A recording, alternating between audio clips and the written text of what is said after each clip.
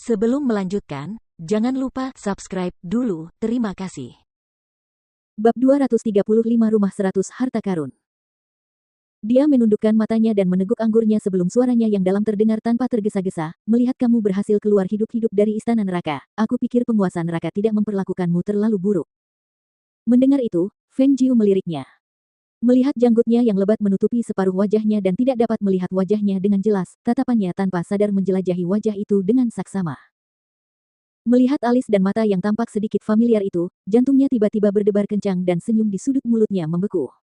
Nada suaranya masih malas dan sedikit diwarnai rasa ingin tahu. Dia bertanya, "Paman, berapa usiamu sebenarnya? Membiarkan jenggot yang begitu besar tidak dicukur, tidakkah kau merasa panas?"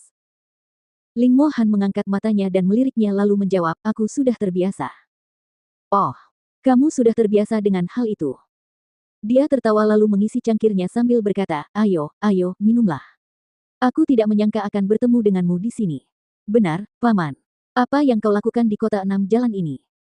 "Saya datang ke sini untuk mengurus beberapa hal." Melihatnya mengangkat cangkir untuk meneguk anggur dengan cepat, alisnya berkerut saat dia berkata, "Jangan minum saat perut kosong. Makanlah sesuatu." Setelah mengatakan itu, dia mengambil beberapa makanan dari piring dan menaruhnya di mangkuk di hadapannya.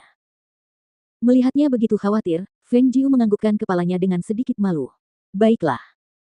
Mereka berdua makan dengan tenang, sesekali mengucapkan beberapa patah kata, dan Ling Mo Han seolah tidak melihat dirinya sebagai orang luar, kerap kali memilih makanan untuk diberikan kepadanya.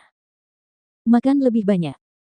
Melihat tumpukan makanan yang sedikit di mangkuknya, dan melihatnya kembali membawa sumpitnya, dia segera menghentikannya, "Paman, jangan ambilkan makanan lagi untukku. Lihat, sudah banyak sekali di sini. Aku tidak akan bisa menghabiskannya." Mendengar perkataan itu, Ling Mo Han kemudian menyadari bahwa mangkuk di hadapannya memang telah ditumpuk dengan tumpukan makanan yang menggunung. Dia pun terbatuk pelan sebelum mengalihkan pandangannya sedikit dengan rasa malu dan mulai makan. Melihat pemandangan itu, Feng Jiu tersenyum hingga matanya menyipit dan dia mengalihkan pandangannya sedikit sambil berkata, "Paman, apakah kamu mengenal kota 6 jalan? Aku berpikir untuk membeli beberapa bahan untuk menempa artefak nanti. Bisakah kamu membawaku berkeliling untuk melihatnya?" "Tentu saja." Dia menganggukkan kepalanya dan berkata. Matanya berbinar dan dia langsung berkata, "Bagus sekali. Kita akan pergi setelah selesai makan." Melihat matanya berbinar, Ling Mo Han tak dapat menahan diri untuk bertanya, "Apakah kamu tidak takut kalau kamu akan bertemu dengan orang-orang dari istana neraka yang sedang mencarimu?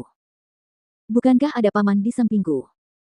Matanya menyipit sambil tersenyum ketika dia menatapnya dan berkata, "Paman, Anda tidak akan hanya berdiri diam dan melihat saya ditangkap, bukan?" Ling Mo Han tidak menjawab, dia hanya mengatupkan bibirnya dan berkata, "Ayo pergi." Begitu suaranya berakhir, dia melangkah keluar. Feng Jiu pun ikut berdiri, dan memperhatikan sosok yang melangkah di depannya, matanya sedikit tergerak dan dia pun bergegas menyusul. Turun ke bawah dan melunasi tagihan, di bawah pimpinan Ling Mo Han, mereka tiba di suatu tempat dengan bangunan pedagang kelas atas dengan 2 muka toko. Melihat bangunan yang tingginya sekitar 3 lantai, dan pintu depan berkelas tinggi yang telah direnovasi dengan baik, matanya kemudian tertuju pada 3 karakter di tengah. Rumah 100 Harta Karun. "Paman, apakah barang-barang di sini akan sangat mahal?